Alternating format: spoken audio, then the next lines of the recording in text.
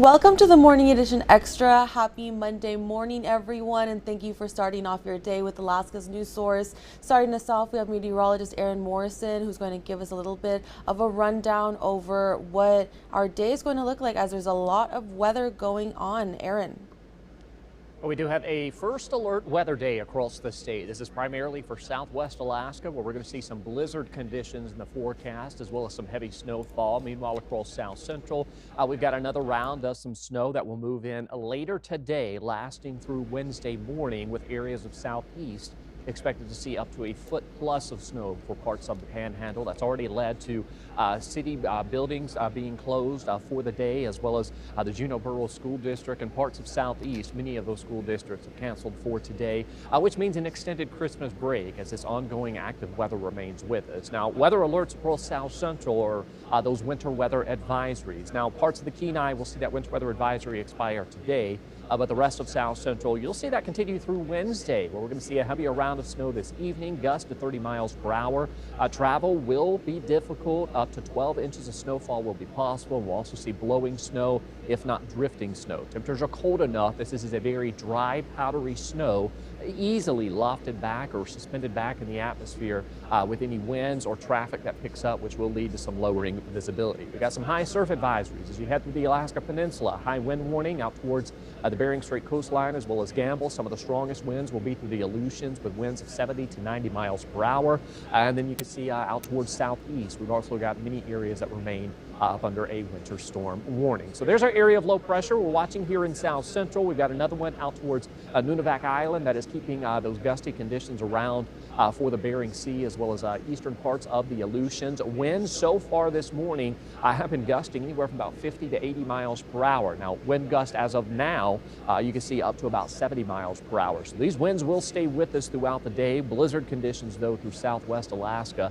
And while we aren't expected to see any significant winds across south central, gusts up to 30 miles per hour will resuspend that snow and lead to some lowering visibility. So just take it easy on the roadways, as this is first decent snow that we've seen in quite some time across south central, and that's going to amount to several more inches as we welcome in the middle of the week. So ongoing snow through southwest Alaska. As this low builds to the east, we'll keep snow with us across south central, southeast as well. But then we're going to tap into some colder conditions on the backside of this low, which means by the middle of this week, here across south central, we will see those temperatures drop back down near, if not some sub-zero values to be expected.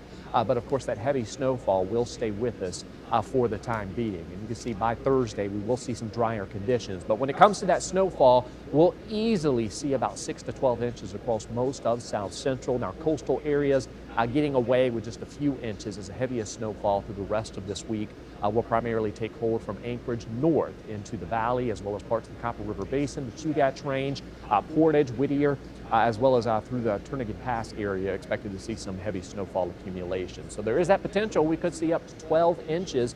In fact, the snow model trends showing that on the low side, we could see about 4 inches, while on the higher side, we could be approaching about a foot of snowfall. So there is that potential. We could see several more inches of snow accumulation through the rest of this week, through at least midweek, I should say. And then there's those temperatures dropping once again Wednesday and Thursday. This may actually be too warm. We may actually see highs in the lower single digits, with overnight lows potentially even colder than 6 below. So we'll be watching that trend as another cold snap does arrive. But you can see by the weekend into early next week, temperatures do make a run back near the teens.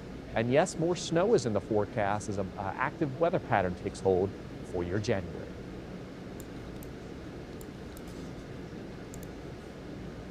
Okay, thank you so much, Aaron. Alaska State Troopers have released the names of officers who fired their guns during the New Year's Day officer-involved shooting in Fairbanks. Troopers say the officers are Trooper Recruit Lateral John Fall and Trooper Recruit Wyatt Miller, They have both been with AST for 5.5 months, and troopers noted that Fall also has 3 years of prior law enforcement service. AST says the Alaska Bureau of Investigation is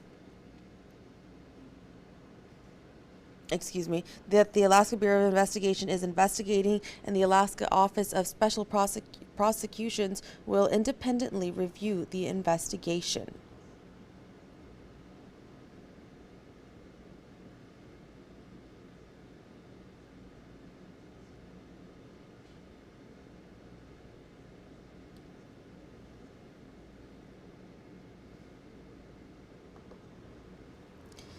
And a funeral home in Anchorage has significant damage after a fire Friday night, but says everyone in its care is safe and sound. The Anchorage Fire Department says it received a call just before midnight that Kell's Legacy Funeral Home on the Old Seward Highway was up in flames. AFD says there was enormous structural damage. The department says firefighters were on scene in bitter sub-zero temperatures essentially all night. AFD confirmed that no one was hurt, but the cause of the fire is under investigation. The owner of Legacy Funeral Home says they have been making a concerted effort to reach out to all families. The owner says they're working closely with local authorities and their management team to assess the situation and determine whether any families or services are affected.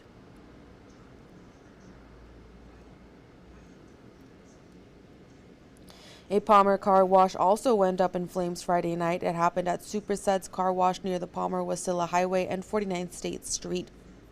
It happened. An official with Palmer Fire and Rescue and the building was not occupied.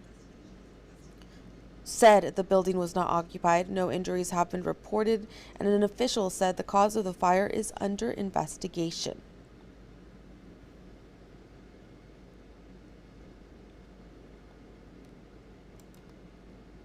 And Congress returns to Washington after a weekend military operation in Venezuela with health care back on the agenda. Washington correspondent Katrin Asaf has your week ahead from Washington.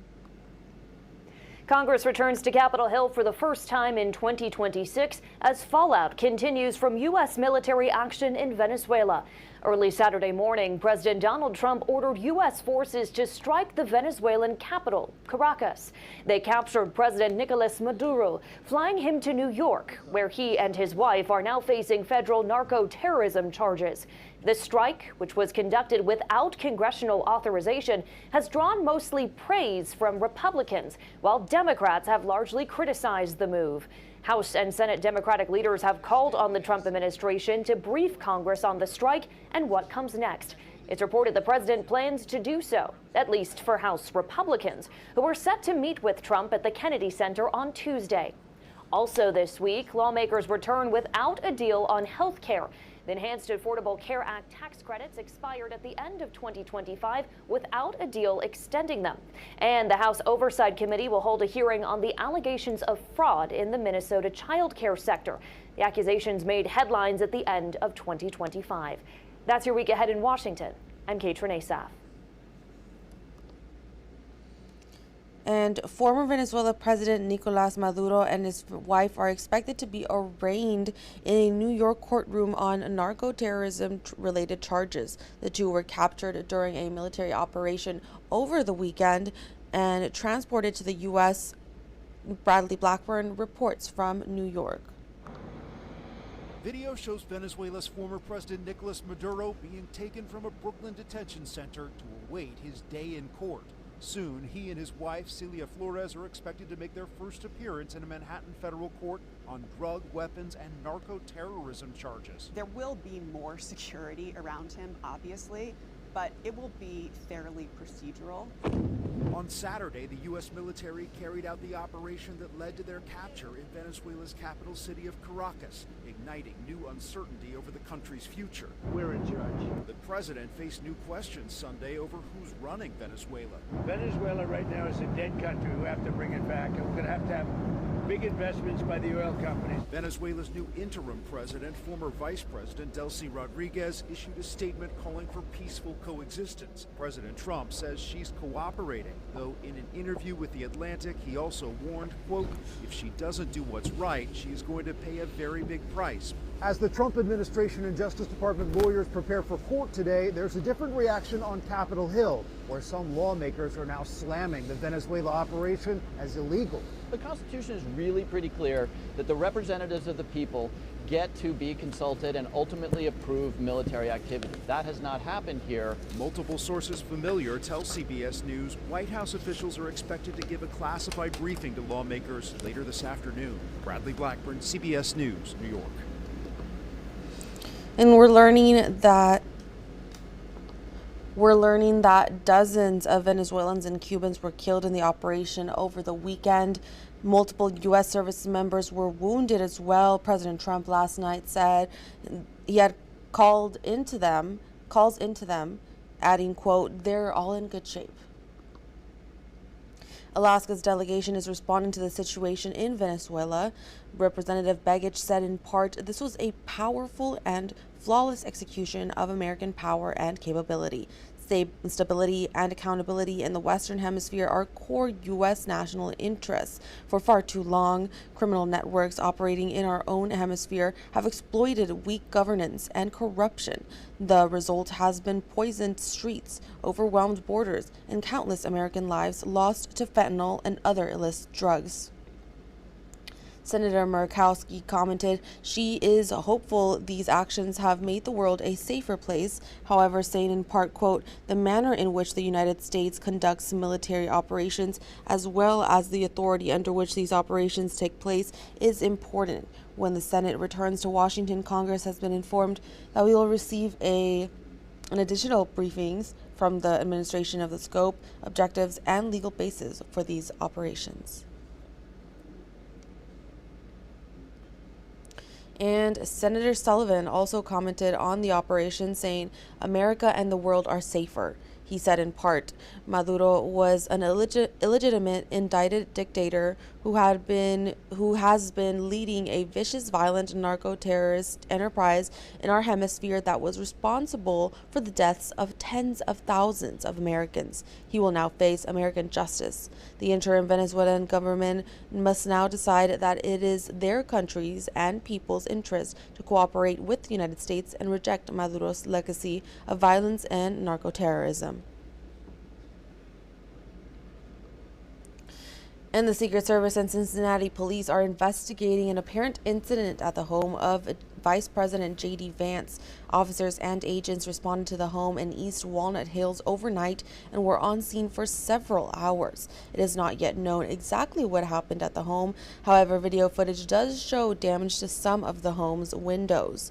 Police say they have a suspect related to the incident, but would not provide further details. It's not clear if that person is already in custody or if they are, what they're charged with. The Secret Service says a statement will likely be released later today. Vice President Vance was on Cincinnati last week, but he left the city Sunday afternoon. It is unknown if anyone else was at the home at the time of the incident.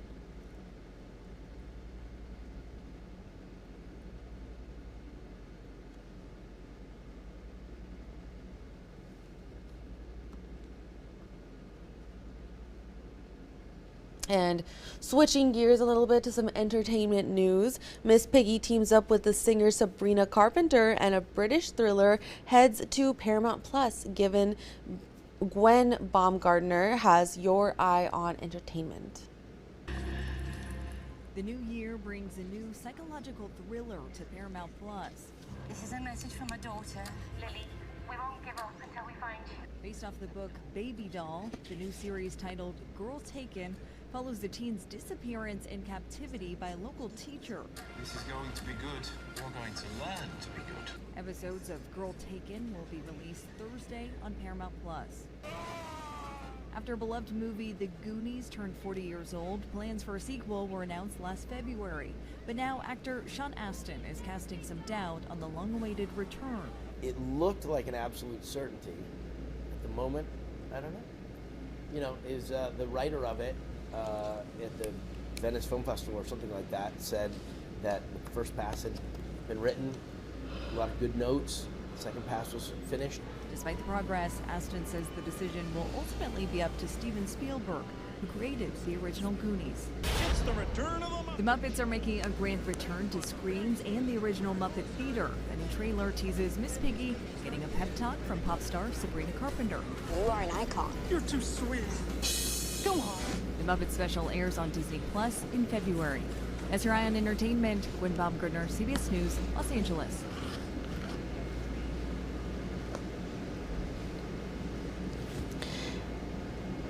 Avatar: Fire and Ash has now burned past more than $1 billion in global sales. The sequel also topped the first weekend box office of the new year, earning an estimated $40 million domestically in its third weekend in theaters. Disney sequel Zootopia 2 is still in second, bringing in $19 million. The Housemaid rounded out the top three.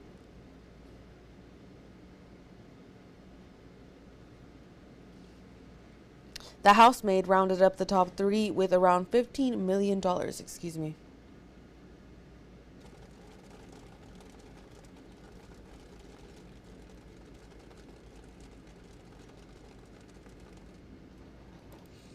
And movie theaters across the U.S. and Canada saw small but significant growth in 2025. A new ComScore data report says ticket sales rose 2% year over year.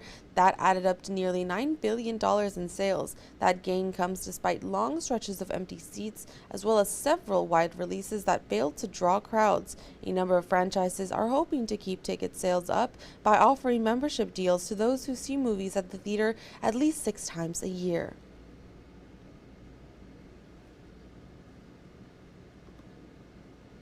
And video showing a foster kitten in Lincoln, Nebraska has recently gone viral online, including on social media. What makes the cat so special isn't just her cuteness, but her blindness.